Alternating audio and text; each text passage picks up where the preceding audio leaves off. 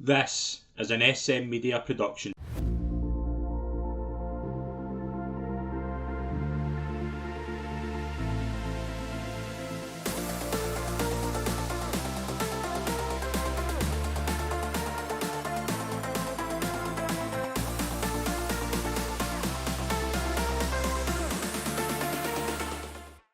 Hi, folks, and welcome to this episode of The Verdict on SM Media, where we dissect all the big issues in Scottish football and we have a relatively positive discussion as how we can learn from them, how we can move forward, how we can make Scottish football in whole a better place. And we are going to do this in terms of we're recording this about 2 weeks after Scotland's exit from Euro 2024.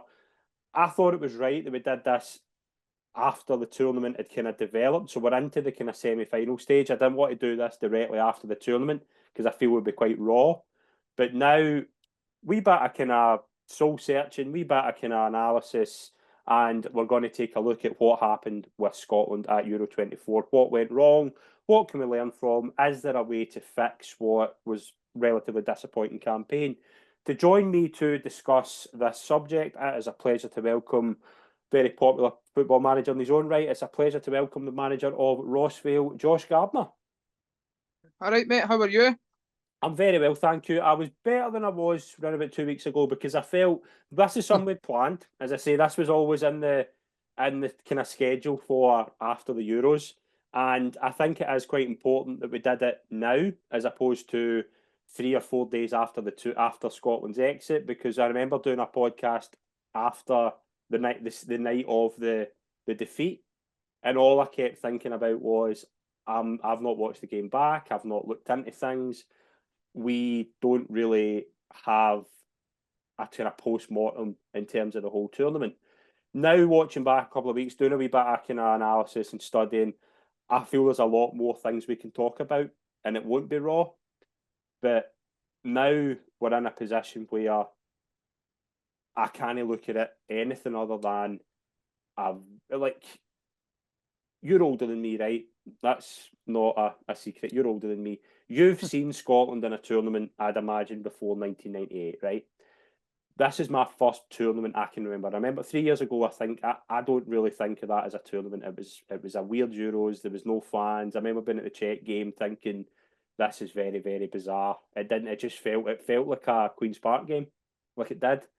But now, No disrespect to Queen's Park. no disrespect at all, but Hampden wasn't full. There wasn't much of an atmosphere. Everybody was nervous, and it turned out to be disappointing. And going into this tournament, like the way Scotland qualified, like there was an optimism because we'd done it for once. We'd got there.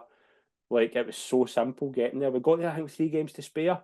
Everything looked rosy, and it just came to fall for then. See the minute Scotland got qualification, the form just dipped to a dangerous level. I agree. I don't think we've really been. I think since Steve Clarke's come in, I don't think we've ever been really good at friendlies in general. To be honest, I think most of the wins have came through the Nation League and stuff. I think if you look at the friendlies that he's had, he's not won a lot. I think for me, the telltale signs were there. There's a few things you could break Scotland's sort of Euros quest down into. You could look at it in a number of ways. It depends what side of the fence you're on. But for me, they had bad luck with injuries pre-tournament, I would say. But going into the tournament, as much as the individual players might have made a difference, I don't think they would have made a difference based on the structure that we were playing. And I feel as if we've got a lot of players. If you look at our squad, like you've got McTominay, who works with Ten Hag. I know he gets his criticism, but Ten Hag's a top-level coach. Mm-hmm. Got McGinn working with Unai Emery. You've got Robertson, who's worked with Klopp. He'll then go obviously work with Arne Slot. You could go through the sort of the premises of the full squad that starts or who would be playing. Even look at Tony Ralston on the right-hand side. He's had attacking managers when he's been at Celtic. He's had Brendan Rodgers. He's had probably the most attacking manager in recent years is Ange Postecoglou. Yeah. So we know that Tony can do these things. And I feel as if when he comes into a Scotland shirt, it's like we're almost written these guys off and we think we're being too defensive. But the defensive aspect of the game comes from what the instructions are to the players.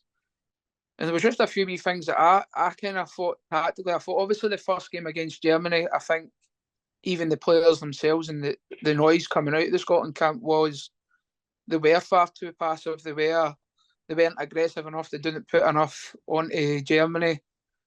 For me, I thought that game, for me, was tactical suicide, in my opinion. I generally thought it was. Like, we basically let one of the best passers in world football, and Tony Cruz, drop into a back three and just allowed him to dictate the game, and we let him do it. And I think he's had his highest completion rate of passes in one game in his whole career in that game. But it's no wonder he never got pressed. He never got any on him. I didn't really see any tactical knowledge in that game in terms of, it felt like we were just sitting a bank of 5, a bank of 4. Che Adams wasn't even like any. It didn't seem as if he was under any instructions to even set up a trap to maybe go to Rudiger or make sure that we're trying to squeeze it towards Jonathan Tah, who was in the centre. Basically, for me, setting up that, my sole purpose would be, let's try and make sure that if Cruz has brought him into the right side of the back three or the left side of the back three, he can't get that ball and just be able to just roll it out with his left foot or his right foot and basically have the full range of the park to play whatever pass he wanted. Not to mention Germany also play with, like, they almost, so they have, like, their 2 wing backs are really, really wide, and Kimmich and, is it Mittelstadt? Yeah. And then they've got Wirtz, they've got Musiala, they've got Havertz, and then Gundogan just roaming about behind that 4 in midfield. And I think we all kind of seen it. I did very early.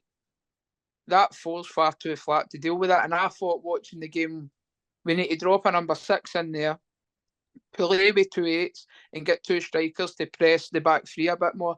Otherwise, they're just going to keep having the freedom to just keep punching passes in behind that midfield 4.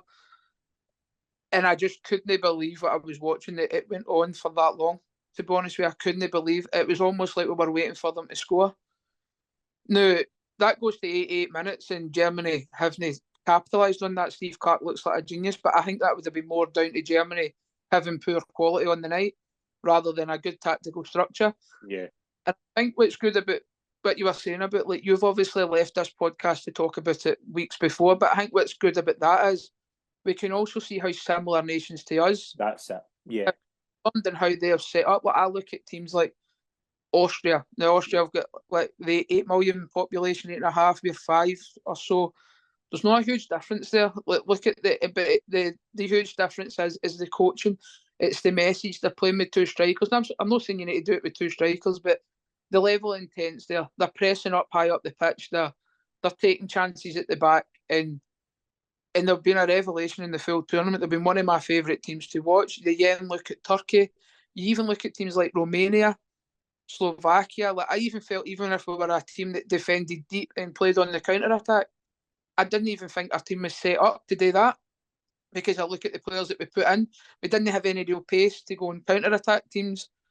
You're effectively playing with Che Adams, and then obviously we changed it to 2 10s with McGinn and McTominay behind them. Again, that's not going to frighten defenders in terms of counter-attacking and breaking out for them. Going to happen. Now, then you go to the Switzerland game. This is the bit that annoys me, where is you go to the Switzerland game and you're a bit more up for it, because you can see players. I always say this, I say it to my players all the time, is energy feeds energy. If you see somebody else sprinting after the ball, and then your teammate behind him is batting you up, and then the guy behind you is batting him up, before you know it, that again gets the fan, because you can actually see everybody just sprinting after the ball, and they're trying to make things happen. And I think after the Switzerland game, we were all probably a wee bit more annoyed that we probably took the foot off the gas a wee bit. And at the time, I was kind of thinking, like, can we get strangled on a bit earlier? Can we go for this? I think we could win the night. But there was that pragmatism that we just kind of thought, no, we'll take a draw. We're happy with the draw. And then I thought, right, fair enough, but if we're going to go and play like that against Hungary, but I remember sitting with my mate at the time, and I was worried about the Hungary game, because it felt like 2 managers who set up who don't really want the ball. That's what it kind of felt like, and I said that. And that was going to be the worry for me, is I don't know if we've got that tactical knowledge for the coaching sides to actually go and properly break down these teams. Because I felt they were happy to leave us with the ball because we were so basic in possession. There was no rotations. There was no we were building up at times with a back five. We've got Billy Gilmore, brought him in front. So they've got like a block of one striker, five at the back, and then whatever. And then we've got Billy Gilmore and Callum McGregor. Draw them in front of their block to take it off of Grant Hanley. And then when they turn on the ball, they're looking at 11 players.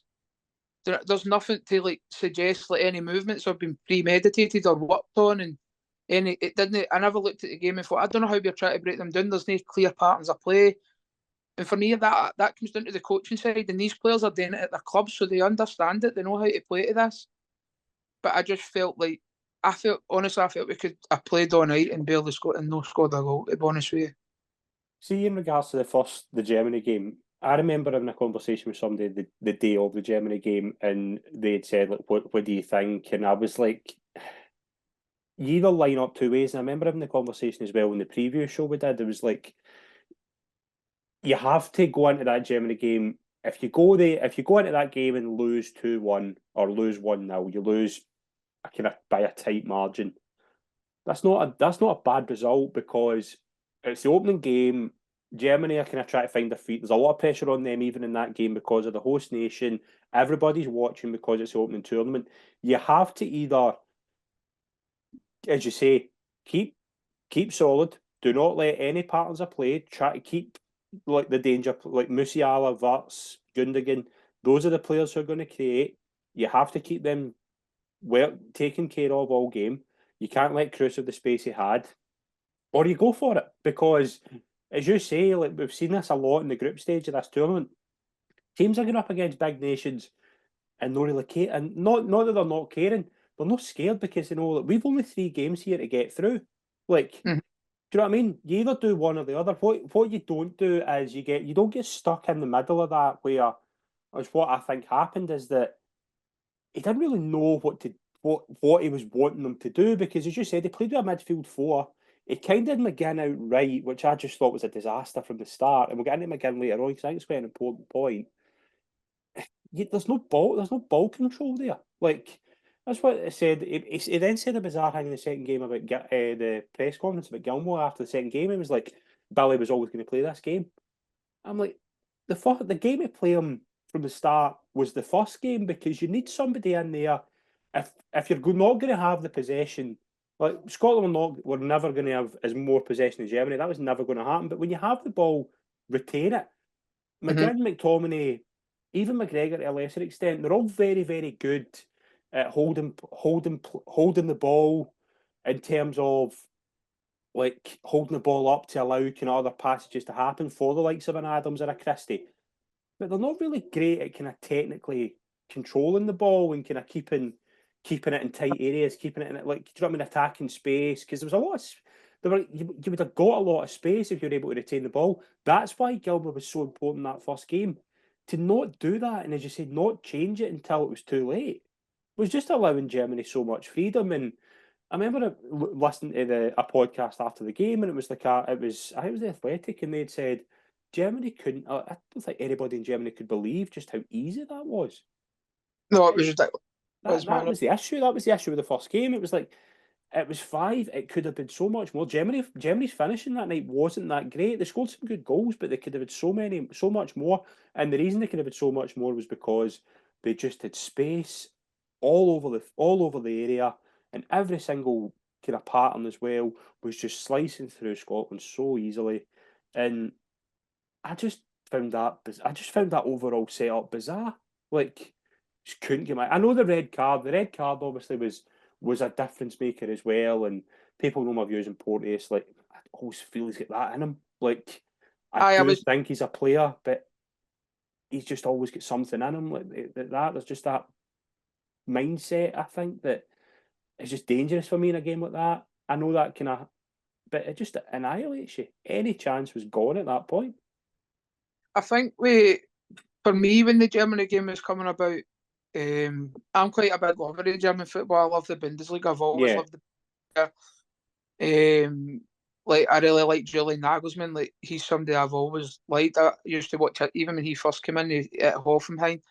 I used to watch that, but I was speaking to somebody and I was like, because I've got loads of German pages that I follow, they were under a lot of pressure, and a lot of the fact actually too keen on Julian Nagelsmann as a replacement because of the whole Bayern thing, and there was these reported fallouts between Kimmich and Thomas Müller and stuff like that.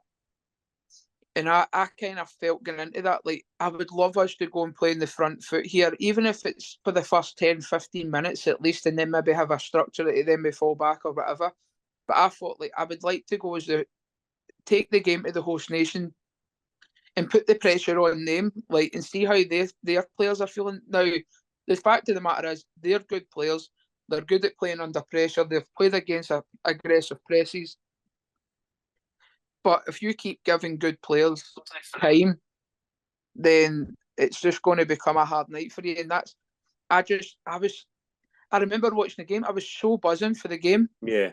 And I seen how we were setting up, I felt so deflated. I was like, oh my, I can't believe that we've come out like this. Like, you know what I mean? I just thought, like, and then the national anthem was going, like, there was such a buzz about the place, and then literally within about 2 minutes, I was so deflated, and I just thought, I just can't believe that. I just couldn't believe what I was watching in that game. I don't even know why they thought it, why tactically it was an idea to play through 2 straight lines of defence with a back 5 and a back 4. Yeah.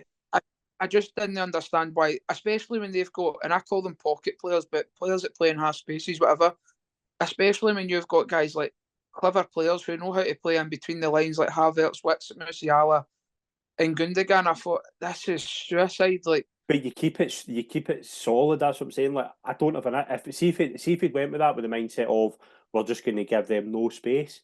You saw how easy Wits and Musiala were picking up pockets. Like, it was so bad. You need pressure on the ball. Like, yeah. You know where that pressure. You almost need to like, I always say, I've said it before. Like, you can have control of a game even though you've not got control of the ball. It can happen, and you see so many good teams that have done it in the past. Like, Jose Mourinho's had teams that have done it, but that's not by chance. They're in control of the game because they're controlling what one of your players have the ball. They're controlling where the attacks are coming from.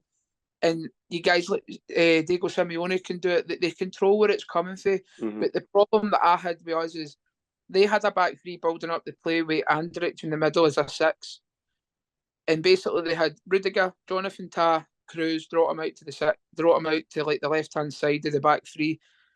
And then they had Andrich sitting as a number 6 right in front of them. And I thought, we're actually no blocking any of the passages I play off at any point because our midfield four's too flat to get up and press Andrich. Che Adams can't jump up to Jonathan Tah or Rudiger or Cruz because the midfield's so flat behind them. They can't, and they're getting more worried about the space between the defence and midfield. So McGregor, and who was the other centre midfielder that night? My mind's went a blank. Christie, McGinn, McGregor, McTominay. So it was McTominay. They end up dropping deeper because they see the space and they know that the passes are coming in. So we end up becoming to a point where we can't jump to the ball. We're not even. It's like we didn't even have a plan of jumping to it or trying to go and press it. There was no trigger to it. There was nothing. And I just thought, it's fair enough that we're sitting in a mid block or a low block, whatever you want to call it. But you can't not have pressure on the ball. You can't have that. Now, no disrespect to my own club, but if Josh Gardner at Rossvale can recognise that, then how the hell can Steve Clarke not realise that, or all these many coaches in the bench? And let's be honest, it's not just me that's noticed it. Everybody in the country's seen it. It wasn't working. It was so glaring. That was the thing. It was it could have been easily fixed. We didn't even need to make a sub. No. Literally, what could have done was just drop Cal McGregor into the number 6, push McGinn in and have McTominay and McGinn as the 2/8s and put Christie up front with Che Adams and let the wing backs go a bit more aggressive because it was 1v1 in the wings because they didn't have anybody else out there. No. So just Alston go up against Middleslat, let Robertson go up against Kimmich and be a bit more aggressive and try and stop that supply so easily. They're going to get the ball in behind you, but it can't be with that much ease. You've got to put a bit of pressure on the pass and you've got to force them. Do they maybe need to work the ball 2 or 3 times between each other? Do they need to try and beat you? Do they need to try and dribble by you? You can't just allow them to just freely pass the ball and just let them pick any pass they want. That can't happen, and that's the issue I had with it. And I was calling for that change, and then we actually did switch it. But then Porteous gets sent off like 3 minutes later or something, and I thought we actually do look a wee bit better. We've got a bit more pressure on the ball, and then bang, he gets sent off, and then that's it. You're generally worried at that point. I was thinking, like, if they keep the foot on the gas here, this could easily be 7-8. You could be facing a right heavy scoreline, and I was worried for it, to be honest. After the game, obviously the 5-1, I remember doing the podcast after the 5-1 game, and obviously that Clark's interview was going on in the background. I was just scrolling through Twitter while we were on, and it led into somebody asking a question about why did you set up that way? And that was a famous comment, is that a serious question? Now, that kind of reads its own problem as well, because I found very glaringly during this tournament, and from a Scottish perspective, and in terms of a kind of mainstream media point of view, was very little questions in the way of tactical, like from a tactical perspective. There was very little into, and we get into that in the third game as well, obviously with the VAR decision. But there's 3 games where I think the main talking point coming out of the game was the way Clark set up. Now he does get it better in the second game, and I will give him credit for that. But after all 3 games, the first thought leaving my head was straight away like, that's not really worked. And No. to then, anytime that's brought up to him, he just kind of rubs it off as, don't ask me that. We'll focus on nothing important. Kind of leads to an overall problem that I think we've got in Scotland, is that we're not, I don't think we get just how modern football has become. Like Scotland, I know like people say, oh, XG is a lot. Scotland had a 0.01 XG. You can't get any lower than that. Like, do you know what I mean? That, and you've scored a goal in that as well. Let's not forget that. I know it was an own goal. You can't Well, the get first any year, worse than that. Worst team in the tournament. Like, that reads its own problem. That doesn't just speak to a very cautious manager, and I think that's something the whole tournament is kind of been guilty of later on, with maybe the exception of kind of Spain and Germany, maybe to an extent. But like, to go there to do so well in qualifying, and then for it to dip so badly in terms of form, which wasn't really getting discussed coming into the tournament, like wasn't really mentioned how bad the performances were. I go back to the game at Hampden against England. Scotland were atrocious that night, and it was probably a similar perspective where like Bellingham was just finding wee pockets, like he was able just to get so much space and time on the ball, and he really could just glide past. And Scotland again don't have a player who can do that. Now there's no many in world football that can do it to the level that Bellingham does, but Scotland don't have the players that are going to get you from A to B in a quick space of time. Just so slow. Like the patterns of play, there's no like, and that kind of leads as well. And I'm glad you mentioned injuries, because I think it is an important point. I see, with the exception of the 2 kind of big mistakes, I don't think Ralston has had a bad tournament. Like he's poor for the goal against Switzerland, and he's in no man's land for the first goal. That I think it's Wirtz that scores the first goal, but he's the third choice right back. And you've mentioned something very interesting. He's an attacking fullback, but he's not a wing back. He's never played wing back in his life, as far as I'm aware. So how can you expect him to do that role against the host nation and one of the favourites in the tournament? And then keep him in there when he's had. He doesn't do badly in the second game. He doesn't. He's actually okay in the third game as well. He's not. There's not a terrible performance in there. It's just a couple of really bad mistakes, but at least an overall point. Yeah, he is the third choice. There's going to be a drop, but you also need to cover that. You also need to try and protect him. What you don't have is then have the right centre back as someone who gets sent off, leaves with no protection. He takes off Adams at half time against Germany, which I thought was bizarre, and brings on Hanley. There's many I'd have taken off before Che Adams that game, because you needed an out ball and you didn't have that. And I just thought overall, the squad as a whole, there wasn't that level of trust in players that you and I would have thought they're far better options there. Like Forrest, I was screaming for Forrest in the second game just to give you that level of pace. Just something. Like, I know James Morrison pace, it's probably gone, but there's a bit more directness there. Just something different, because you needed it. I agree. The big thing for me was, it is frustrating because like my overall riding feeling of the full tournament is, I just wish we've done more, and I would be surprised if there wasn't any regrets within the players themselves, that they maybe just felt like, I wish we had a wee bit more of a go there. Now, who knows when we'll get back to our tournament, right? We're not one of these nations that can hang our hat on that will be there the next one, because we might not be. But for me, I actually think we're very similar to England, but just not with the same level of players. I don't disagree with that. England have stunk the tournament out and all. Yeah. But semi-final, right? But what I think it takes is, and it's really, really big, you need an attacking type manager. Now, if you're going to go in, and I say this all the time, even with Southgate, Clarke, as much as it angers me, because it's not my style of football, it's not what I like to watch, it's not what I like to coach. But Steve Clarke, I wasn't expecting anything else, to be honest with you. I wasn't really different.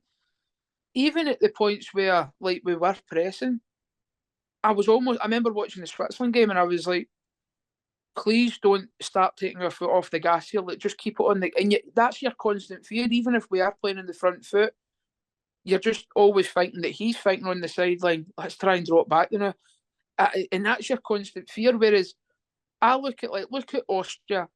Would you say, for example, Austria have a better squad than us? Would you say it's massively better than us? Not massively, no. I'd say there's the odd players player there. I'd say like players like Weimer and Sabitzer, the one thing that they do have is technical ability to drive forward, which is what Scotland don't have. Dominate possession a lot. Yeah. But a lot of their chances come from counter pressing and pressing high up the pitch. But that's down to a manager with a philosophy that he has built in there. Do you know what I mean? He's not done the Kilmarnock in Europe, like the Kilmarnock and Ibrox approach, where he's just kept it so solid, and it can work. But there's times it works, but if it blows straight away, then you're in a lot of trouble, like early on. Like, I just felt like, see with Austria, for example, right? Now, Austria, I don't know what they thought, right? But I didn't think Austria would ever win it, right? Yeah. I didn't think Scotland would ever win it. But what I did want to do was, can we leave a lasting impression on people in the tournament that, by God, they were a top team? Do you know what I mean? The way we're talking about Austria now, they went out, but by the way, they had a go, didn't they? You brought up an interesting point there, right? Because I was in this discussion again today. Right, England, I think we can all agree, England have not done well. England have not played well, I think. I think they played well in half an hour in the first half against Serbia, and that was it so far. They've not been good to watch, right? See if they limp towards winning this tournament, which is not out of the realms of possibility. Will those performances be remembered, or will you focus on the fact that they've won the tournament?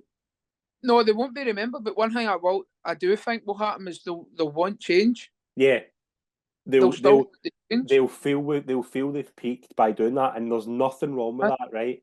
But I think in Scotland's regard, and again, I'm kind of contradicting myself here, because I think there is a "we're happy to be there" approach, which I think's been all wrong. And take nothing away for the support. I thought the support was tremendous in Germany, and there's been good reports about them. But I didn't get the impression in that. I go back to the Germany game where the Scotland goal, like, you saw the fans celebrating, and I know it was kind of tongue in cheek and things like that, but I was embarrassed. It was embarrassing. Like, it was, and it spoke of a problem that I think we have because we haven't been there for so long. Is that, let's just get there, and what happens. Where you've seen teams like Georgia and Albania who, no disrespect, shouldn't be in tournaments. Like, they shouldn't be good enough to get to tournaments. But the reason they've got there is because the kind of way the qualifying's opened up, they've got some good players.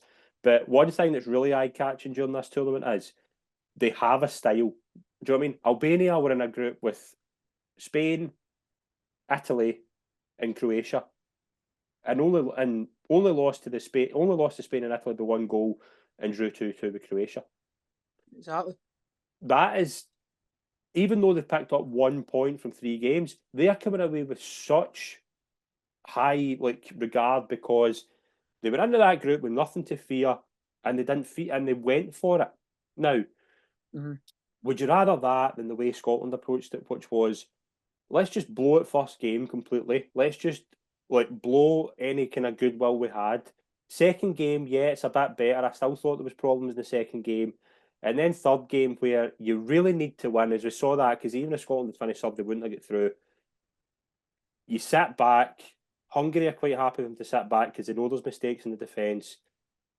Blow it at the last minute, Hungary score, and then we're sitting having this conversation in depressing moods, because that's Scotland, and we need to get out this habit of let's just qualify. Let's just qualify, and even though we pick up 1 point, we look decent second game. Do you know what I mean? We recover from a terrible start, and then we blow it third game. It's all wrong. That's just a whimper. It goes out a whimper, and you're like, I think of all the folk, and I know that a lot of folk that went there had a brilliant time, and fair enough to them, and I've heard stories about how good it was, and I can't help but feel that we just didn't take advantage of any opportunity. And I go back to the Switzerland game because we take the lead. Do you know what I mean? We take the lead. Really strong start. Thought we played well. It's a bit of brilliance from Shaqiri, right? But it's a terrible, terrible defensive error. Like it is. It's all wrong. It's all wrong. It's not just Ralston. The way Hanley fizzes the ball to Gilmore. Gilmore can't bring it down quickly. Ralston's a bag of nerves. Shaqiri, who's done it in tournaments for so long, knows what he's doing, and he knows he's going to, you know what I mean? He knows he'll get a chance and takes it. I think Switzerland at that point were quite happy to sit for a draw. But the more alarming thing to me is Scotland were as well. And this was the problem that he said. He said from the beginning, 4 points. I mean, that's fine. 4 points would have got you through. But you don't say that at the start of the tournament and then continue it after you've been hammered first game. I don't think you say it out loud in general. You don't. There's nothing wrong with having that. I think every single team out with the kind of big hitters would have thought 4 points gets us through. I'm not really a big believer in general of creating targets. It sounds really stupid, but I'm not, because basically for my reason is, say for example, you start a league campaign, right? Whatever league you're in, what team you're in, and somebody go, so what's your plans this year? And if they say, it's to finish third, right? So the next question you should be getting asked, well, who are you all right losing to? Well, really, you're turning up every single game to win. So just say that we're aiming to win all 3 games, and I think but then it's then an attitude, it's a body language thing, and this is what annoys me. And again, I go back to Australia times. I just think you put Ralph Ryan in that Scotland dugout, and you see a totally different Scotland team. You get through that group without a shadow of a doubt. We don't take the foot off. We'll press Germany higher. 100% we'll do that. They done it against France. We'll definitely wouldn't take the foot off the gas going to go up at Switzerland, and we would have bulldozered Hungary, right? I guarantee it. Just with sheer pace, aggression, there would have been much more coach patterns of play. Everything would have been better. And I hear that shout about David Moyes. Now, I really like David Moyes, but for me, it's much the sameness for me. I wouldn't see a huge difference in playing style where. And I don't know who in Scottish football would do that, because let's be honest, if you go and take a manager who plays that, like anybody within Scotland, so he's been at Kilmarnock, right, and he's known as a defensive coach, but the fact of the matter is, there's nobody else playing like that outside Celtic and Rangers. They all play that defensive sort of football, no matter who they take. It's the same. You go and look at Spain, for example. Spain play that level of football. They develop that level of player. But why did they develop that level of player? Because, well, a few things. One, it's the coaching at youth level. But then the other main side is most of the teams in Spain play like that. It's the same in Germany. Even I watch the Bundesliga all the time. That's why you get mad results. Like, I remember watching Bochum will go and beat Bayern because they just go and have a go. That's the mentality shift. It is the best form of defence there is attack. And it is, you can't leave good players on the ball, and it's so proactive, and we're not proactive. We're very reactive to things all the time. We'll just you couldn't go and, for example, if I say to you Spain, what's Spain's style of football, you'd be able to tell me all throughout the years. But that's an interesting point, because I notice a difference in this Spain setup though, because Like we go back to kind of Spain, Del Bosque, Spain, the vet. It's obviously tiki taka. We know it's a style. I think the Aye. Spain style has got elements of that, right? You still see that, but you also have As well. there's a bit more directness. You've got the two wingers. You've got Rodri and Ruiz, who they're defensive minded, but do you know what I mean? They're capable of it. They've got the technique to be kind of like deep line playmakers. Like, Aye, they have, do but you know what I mean? but they've been coached like that. That's Yeah, been for yeah, the they're age. able to adapt. But the point of the matter is, for example, we've got probably one of our best ball players in the squad, and we dropped him. That's the main issue. Like, we'll go and no play Billy Gilmore against Germany. Why? See, if Billy Gilmore was in Spain's team, he would play. He wouldn't get dropped. Do you know what I mean? If they have and you see it all the time, like these teams, like, and it's like this age thing, or they're not big enough, or whatever. Spain are playing a 16-year-old out in the wing. You don't see them bumping their gums like he's the main man, because they give them that confidence, like go and express yourself, like. And then I can't believe it. But for me, the problems are bigger than Steve Clarke. To be honest with you, it needs to be a full mentality shift, like within how our club teams play, how our players are coached, how we do certain things. Like, otherwise, it'll never change, because we won't be. For example, like, you look at our defenders, like we played Grant Hanley. Now, I actually don't mind Hanley, but for me, like, he probably wouldn't get a game for anybody else in the tournament. That's the thing, because he's not good enough with the ball.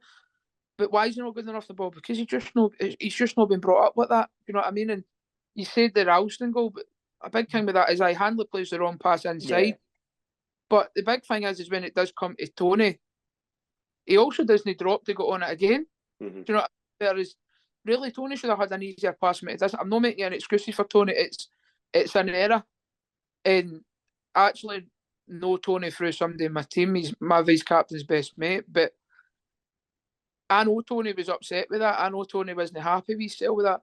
But let's be honest, if that falls to any other guy apart from Shaqiri, it's probably not going in. The finish is ridiculous. But it's just one of the things. Like, I don't know. I don't enjoy watching Scotland play. Like, if football was played like that by every team in world football, I wouldn't coach football. I wouldn't watch it. I wouldn't be involved in it.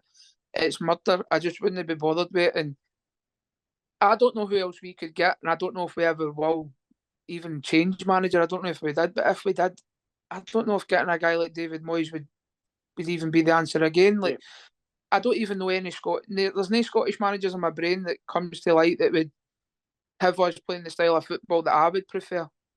And I don't know, like, I think you would need to go out with that. Well, I want to touch on that, right? I want to bring up something for the Switzerland game that I want to get your thoughts on.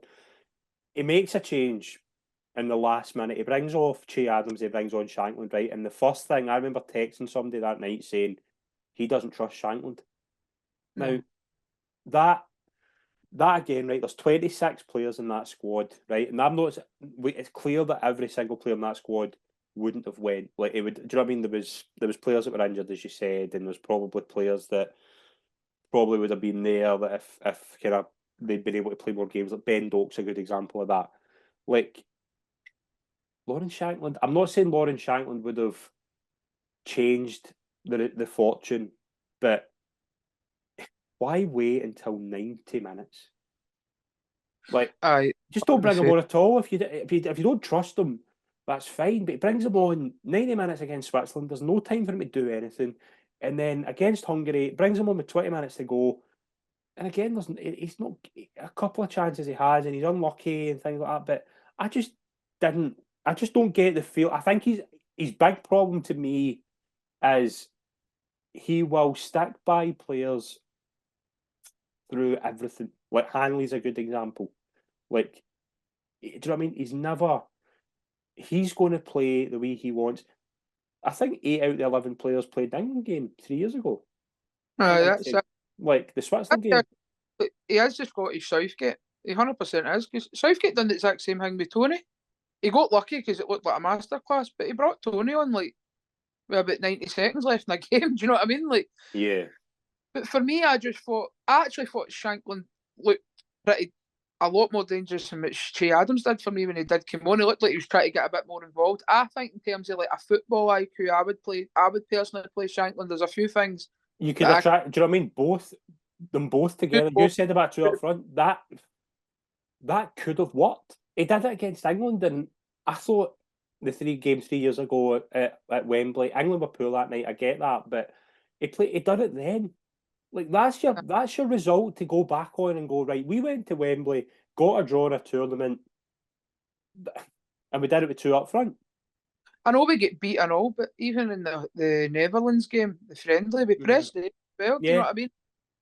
But again, like, we came away from that game, we got beat, but then the Scottish fans, people say, oh, they're quite hard to please. I don't actually think they are. I think every Scottish fan just wants to see the team pressing a bit higher up the pitch. They just want to see a bit more proactive style and having a bit of a go. Because when we get beaten games that we've had a go, the fans are quite going, I know what we went for it and it just didn't work. We get caught on the break. And that's what I'm saying about the Germany game. See if you'd went in the Germany game with the approach of we're going to keep it as stify as possible and lose 2-1, you'd have been like, right, okay, that's a decent start. Although we've not got anything out of it, we've not been hammered.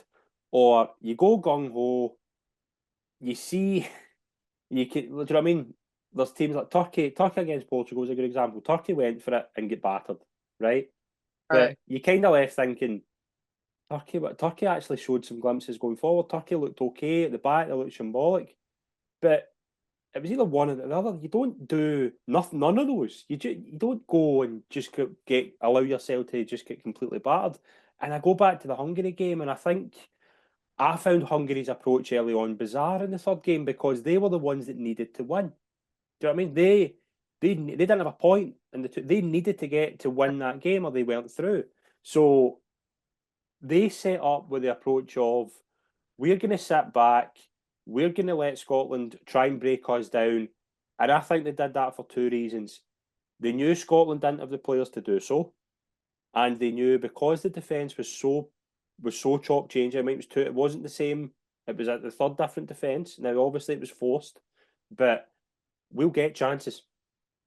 And it worked. And it took them 100 minutes because of what happened, obviously, with Varga. But like, I just found it so bizarre. Like again, Clark's not the full problem here, but he's close because he takes off Andy Robertson and puts on Lewis Morgan. Where does the Hungary goal come from? Comes from Hungary's right hand side. But plus Lewis Morgan, I think probably should have committed the foul early doors as well, and that. But for me, the main reason for me is I kind of felt the game was going to be like that as well because it was 2 managers that didn't really prefer having the ball. That was what it was, and I thought this could be.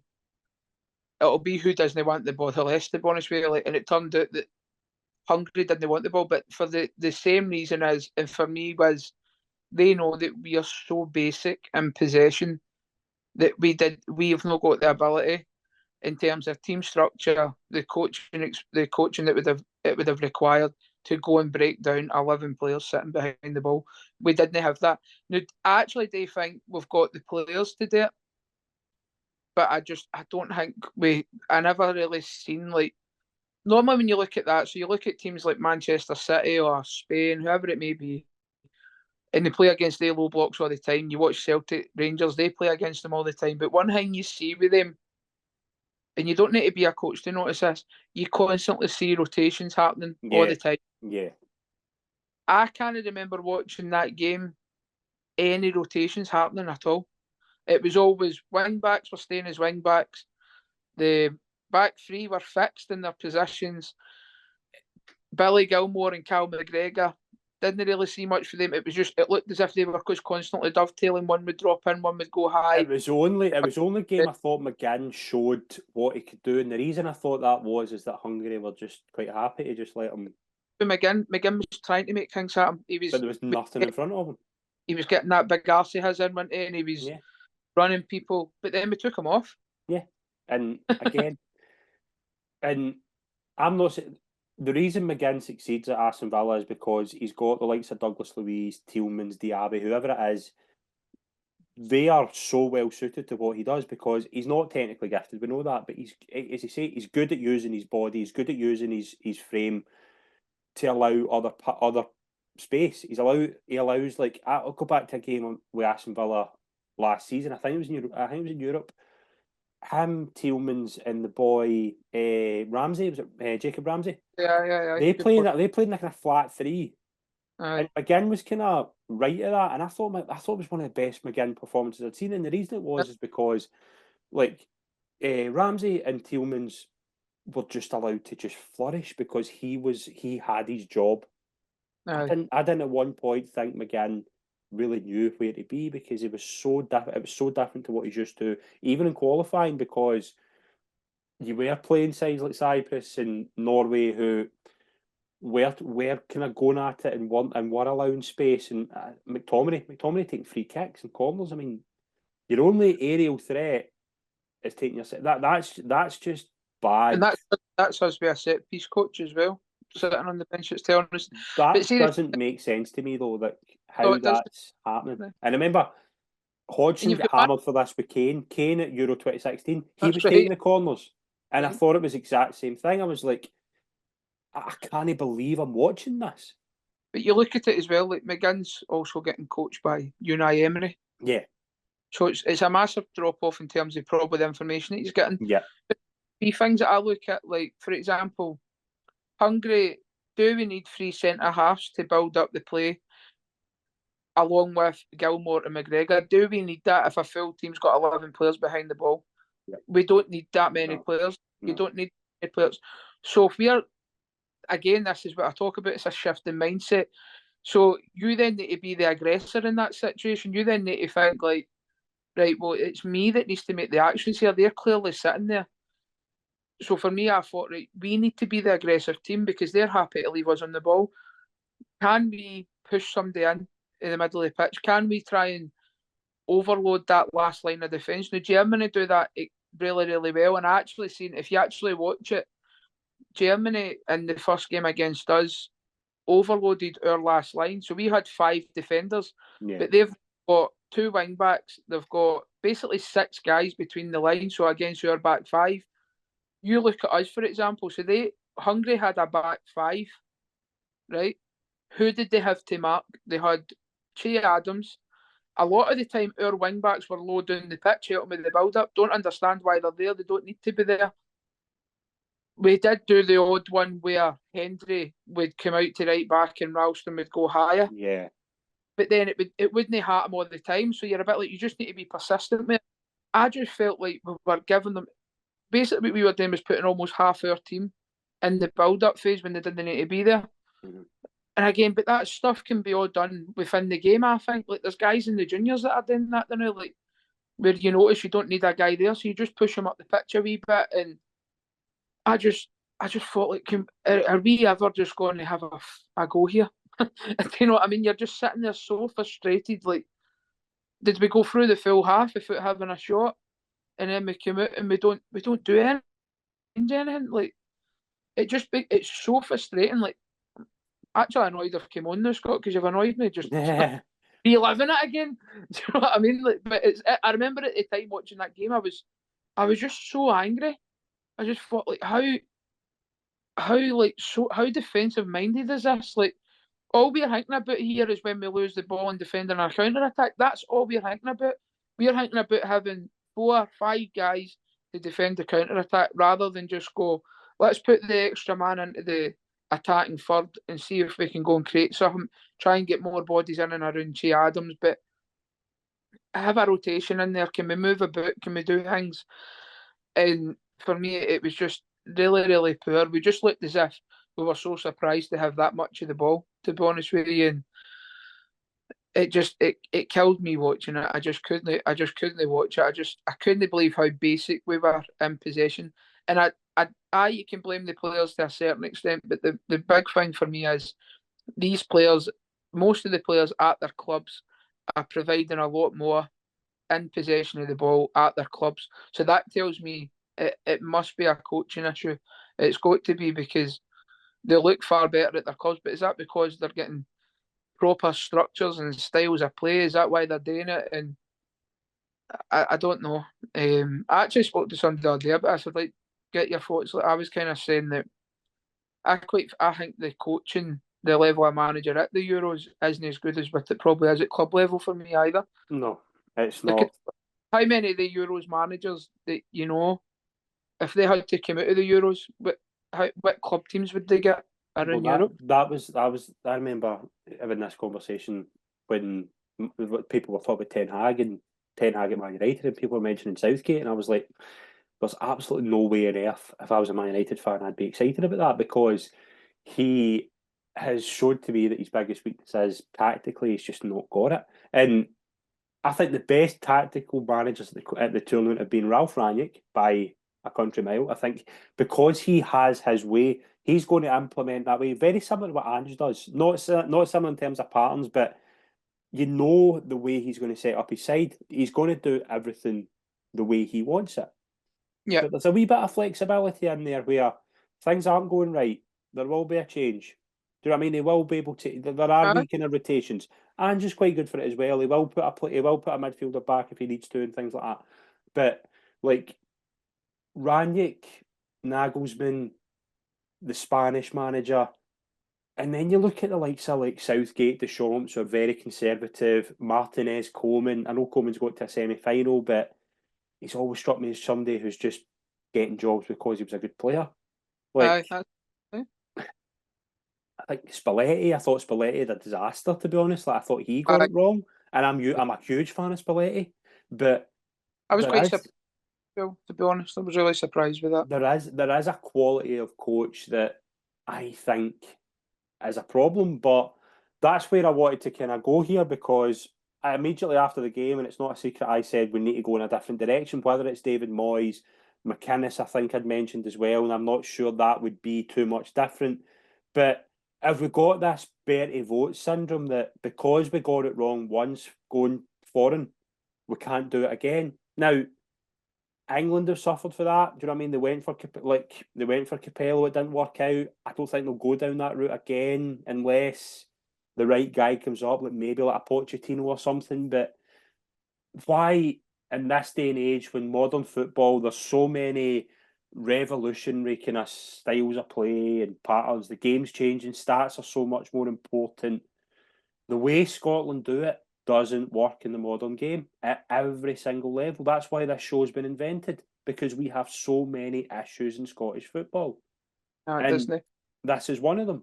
We aren't tactically flexible enough to succeed in these tournaments, because we get there, we do well in qualifying, we deserve to get there, but then we get there, we waste every opportunity. We don't really take anything forward, and then we're back to square one, and we're wondering what could have been. Instead of let's not, before the third game, the president of the SFA talking in Sky about how good the manager is before the third game, before the tournament's even been decided. Like No, stuff like that is just the mindset of they're just happy to be there. We're just happy to be one of the 24, as opposed to Georgia get through, Slovenia get through, Slovakia get through, did very well to get through. Why aren't Scotland able to do that? And that, it's that's the question. There's so many reasons, but I think the big one is I just don't think I don't think we've got the level of player in terms of technique. I think that's been a problem as long as I've watched Scottish football. But I also think that we aren't ready. We aren't. There's sides that match up against us, and the first thing you think of, like Switzerland, they're a bad match. But the reason they're a bad match is because they are technically better. They have a style of play. They have a philosophy. We don't, and no. that's a But the big problem. Scottish, we don't know how to get the best out of the technical players that we've got. No, We don't know how to get the best out of them, and that's the issue they've got. Like, I don't really care if the guy's Scottish, Swiss, English. I couldn't care who he is, as long as he's the right guy. The fact of the matter is, if David Moyes and Rangnick had to go for it tomorrow, we would give it to Moyes. We wouldn't give it to Ralph Rangnick, and there lies the problem for me. We wouldn't give it to somebody like that because, as you say, it's the Bertie Vogts syndrome. For me, I don't care where the guy's for. Just get the guy that's right for the job, right for the job in terms of what you want your vision to be. Do you want us to yeah, be an attacking nation that are like that and play on the front foot? then if that is, then for me, McInnes and Moyes, I know that splits opinions, and I really like Moyes. I actually like McInnes, to be honest. I think he's done well, but I just think for me that you need to set your sights a wee bit higher. If you want to be an attacking team, then you need to go and get an attacking manager, and that's it in a nutshell. And England are the exact same. The exact same. If you want to go in a different direction, go and get a different guy, because I say it's when the going gets tough, you'll always fall back to your default. And if your default is defensively, then you're going to go into that. Now, defensive managers, and again, Clarke showed it, they can easily change and go and be attacking. But see, when the push comes to the crunch, where it becomes like the last 10 minutes and you need to decide between holding out for a draw or trying to get a win, your default, because the pressure's on, you'll go and be defensive. Whereas no everybody will be like that. And that's where you need to, for example, and I know it's an extremeness, but if that's Pep Guardiola won each against Switzerland, Pep Guardiola's not thinking about seeing out a draw. No. Especially not when he's been battered the first game. Exactly. Nobody, and I think you could go for, I don't think Ralph Rangnick would do it. I don't think Nagelsmann would think like that. I think some even the lower nations, like, I don't think Albania's manager would do that. I generally don't. And I just think that's because it's no like it was years ago, like when Mourinho was there and Diego Simeone were playing, where that defensive structure, it was successful.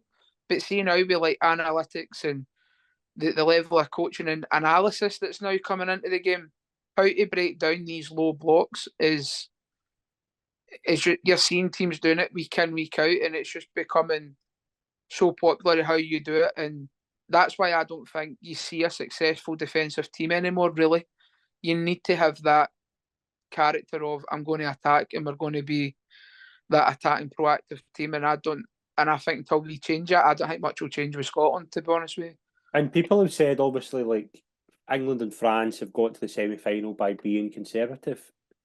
The reason they've been able to get to the semi-final is, though, yeah, they're conservative, but they have the players. Like, do you know what I mean? Aye. Bellingham does that in the last minute. Do you know what I mean? Saves their tournament. France, Kylian Mbappe will turn up. Do you know what I mean? Like, I'm not saying it wouldn't be my way of doing it, but I get why these managers do it. And I do think if England were to win the tournament, I think it'd be the worst thing for them, because they wouldn't do what they need to do, and that's replace Southgate, because he's done well. His record's good, but they should be getting so much more out of that group of players. But because he's so set in his way of, I want to do it this way, I want to succeed my way, he's not going to look at a bench at an Anthony Gordon and go, right, that's a better fit with half an hour to go. He's not going to go to a Cole Palmer and go, right, you're better suited to this, to what you're better. You need to come on here, but I'm not going to change my system. So you need to fit. You need to build around your best players. 5 games in, and he's still playing Phil Foden in the left.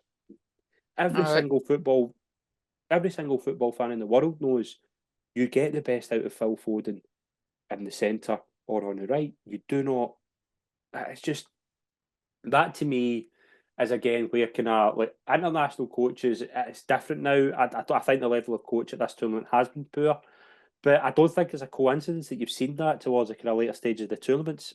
Some of the games have been really bad, and the reason for that is that we'll just rely on the quality. We'll just rely on quality players like Ronaldo. Like, Ronaldo's kind of hammered Portugal because Martinez is kind of set up to allow him still to flourish. But the problem with that is that he's trying to do everything, and they're out, and they shouldn't be. They should.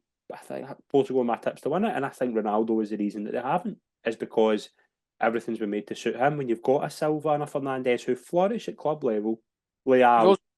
Jota, you've got Ramos, the striker for PSG, and but because you've got this one big thing there that has been so successful, but we can see the change. We can see that he's not the same version of what he was. But I think Scotland's big issue is that Clarke is so set in the way he wants to do it, and he trusts these players, even though the body of work at this level isn't there. That at work, and at least if I can go down saying I stuck to my philosophy. There isn't a philosophy, because that isn't any sort of mantra. That is, it's stubborn. And to me, I think there is an appreciation for getting us to tournaments. I think there is. I think there is with the fans. I'm not a massive fan of them, as you know, but I do think there is an appreciation that he'll get one more tournament. But I don't see how you can't. It's the chicken and egg thing, is it? You can't ask him to go, right. You've done this all your career. It hasn't worked at this tournament. To get to the next tournament, we're going to need to do it a different way. He's not going to. He's not going to do it. Like, because we keep saying we've learned our lessons, but we the haven't. same thing No. so And really been learned. Like, but again, that comes. I don't know. It's a mentality thing for me. yeah, It really is. Like, it really is. It's got to be like. I think we've also got to put into effect that it's never been easier to qualify as well. To be honest, you've got to.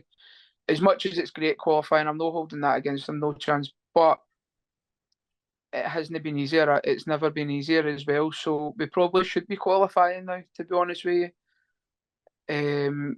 But again, it's what we do when we get there. It's what's that lasting impression we want to have. Like, what do we want for Scotland? Aye, we're not going to win it, but what do we want people to think of Scotland? What do we want people to say about us?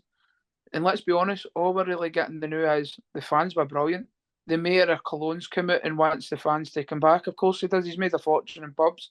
yeah. But what we like as a football team, and let's be honest, world football thinks we're dross at football, but we've got great fans. That's what people think of us. We need to flip that. I go back to something, and this is something I've kind of read. And go back to '82. Now I wasn't alive, but this has stuck with me as long as I've heard it. England went 1-up against Brazil, and the mantra that night was, "We made them angry."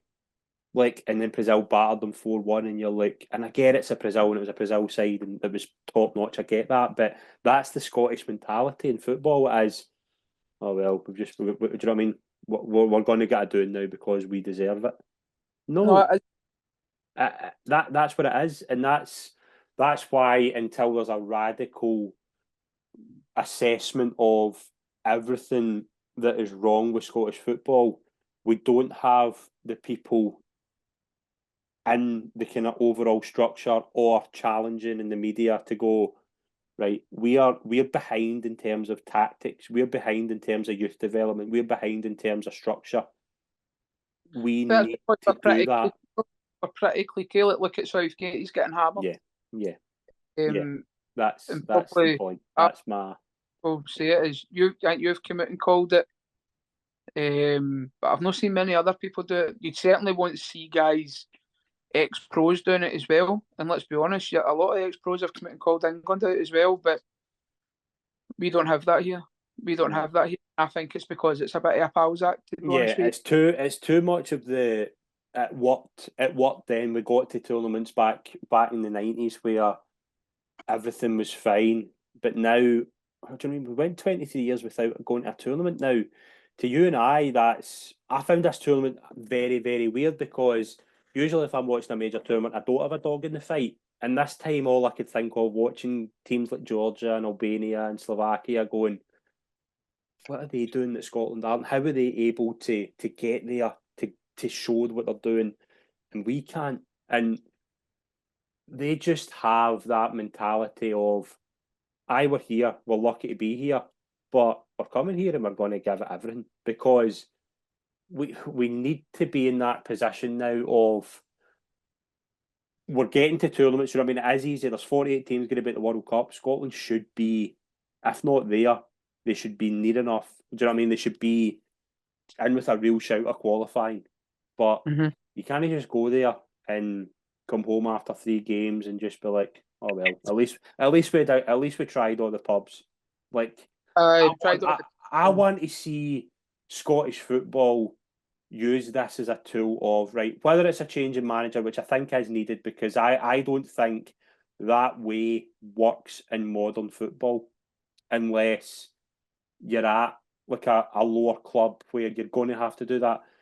You're not going to see Steve Clarke. Steve Clarke's come outside. The reason he did well at Kilmarnock was because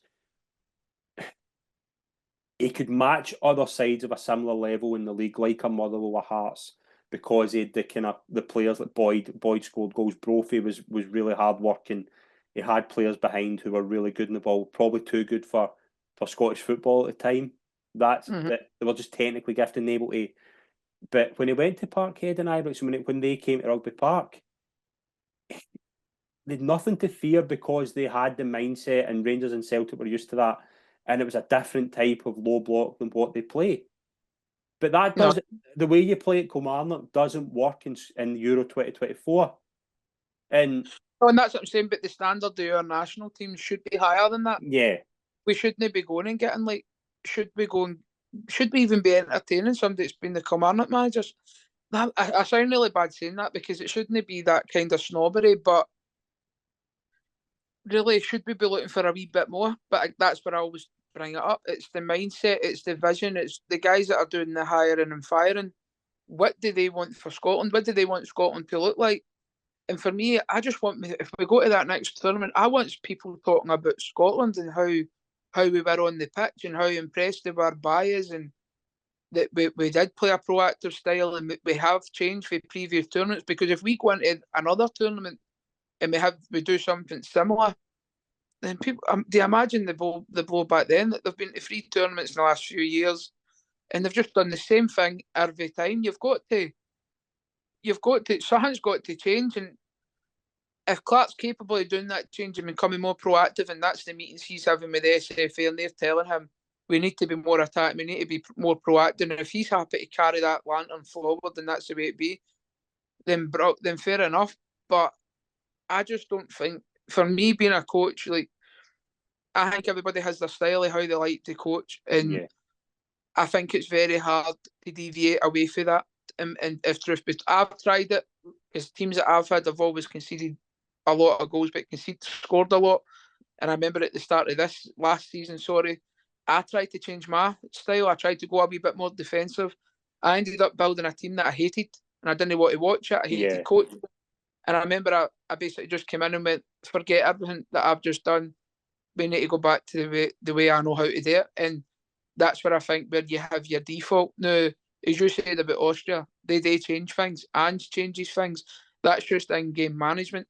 I think that's been a big poor thing for me personally, as I feel as if our in-game management has been really poor. I think we've waited too long to make subs. That's the subs as well, yeah. Made the wrong subs. And I think with the players that are on the pitch, I think we could have made tactical tweaks based on how the game was running. Because everybody goes in and you think you know how it's going to play out.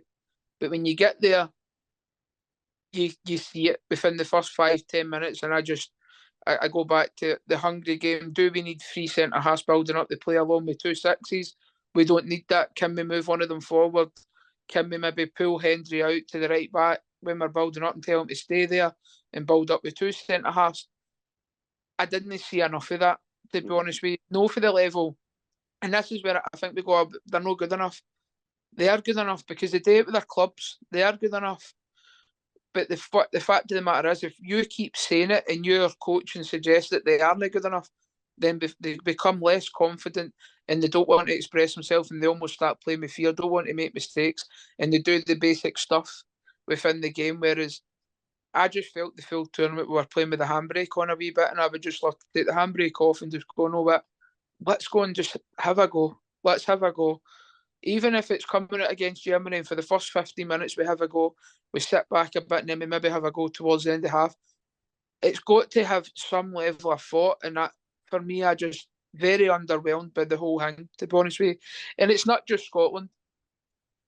As much as England have got there, let's be honest, England are now in the semi-final. Do you know how England... I can't tell you how England play. I don't know their style of play. I wouldn't even say they're a counter-attacking team, because they're not set up to be a counter-attacking team. But even if you watch Albania, you watch Georgia, do you know what I mean? Like, you can clearly see they're a counter-attacking team, and how when they go in the counter-attack, Georgia, for example, are trying to get it. You'll probably pronounce his name better than me, the guy from Napoli. Kvaratskhelia. Great pronunciation, well done.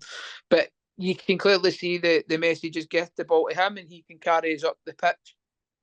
And there's nothing wrong with that, though. Like, there's nothing. No, there's a plan. If you've got like a top level player, Bale's a good example of this at Wales.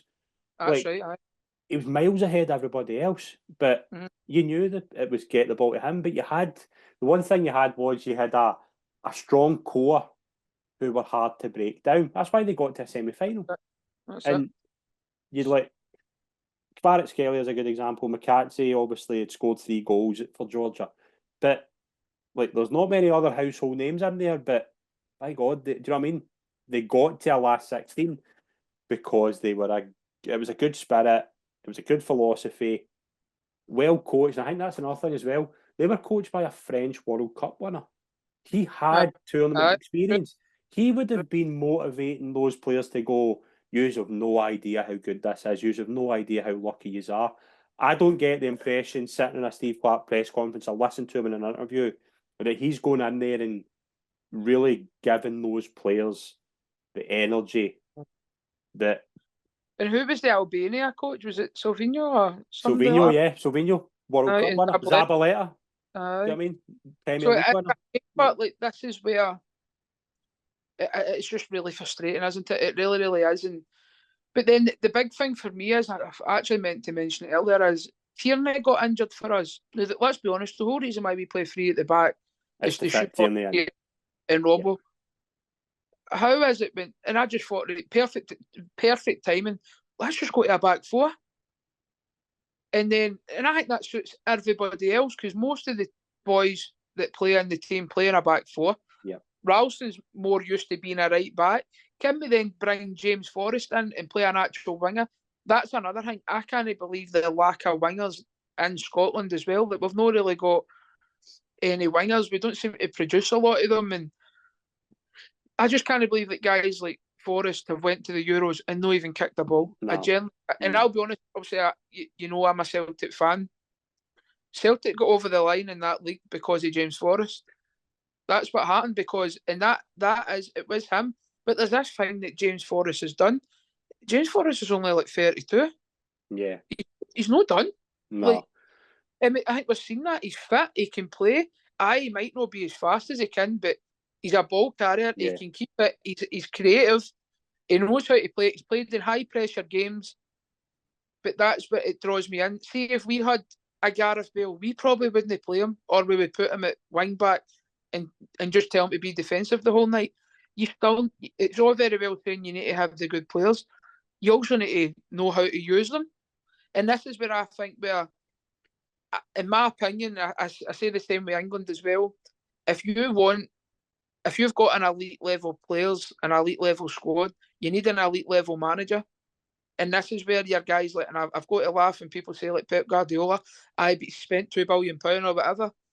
The fact of the matter is, nobody else in world football can do with that group of players than what he's doing. No. And that's the difference. And that's the huge difference in these guys, is you give a Pep Guardiola that team or that England team, and I tell you one thing, it doesn't look anything like that.